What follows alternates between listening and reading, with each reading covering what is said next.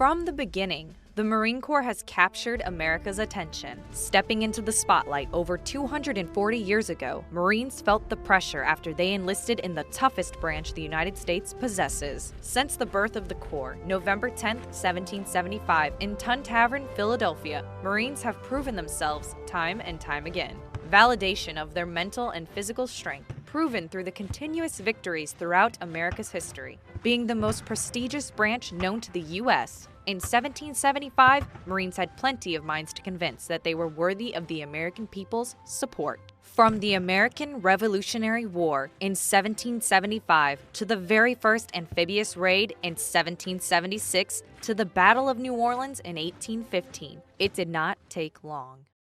The Battle of New Orleans pushed American citizens' sense of patriotism. Relatively new to the grueling and stressful hardships of war, the few Marines assembled and set off to make history. General Andrew Jackson had very little resources and was heavily outnumbered, with only 4,000 troops by the British Army of 8,000.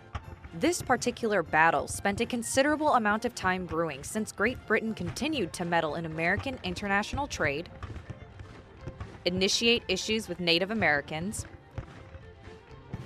and force sailors on American vessels to enlist in the British Navy. These attacks on the U.S. forced a response, and the final straw was the British Army's part in the burning of Washington in 1814.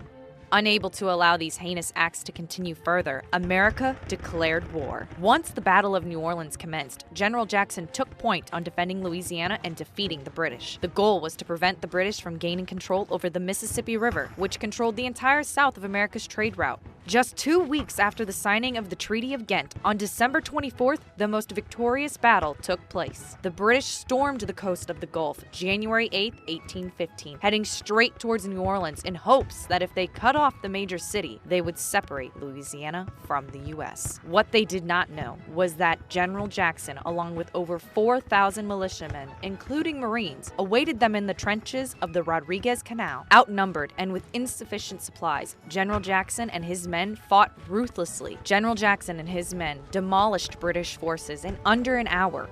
After previous defeats that occurred after the War of 1812, the Battle of New Orleans victory uplifted the spirits of American citizens throughout the U.S. and was the final armed engagement between the United States and Great Britain. After the victory in New Orleans, a ratification ceremony held on February 19, 1815, officially ended the War of 1812.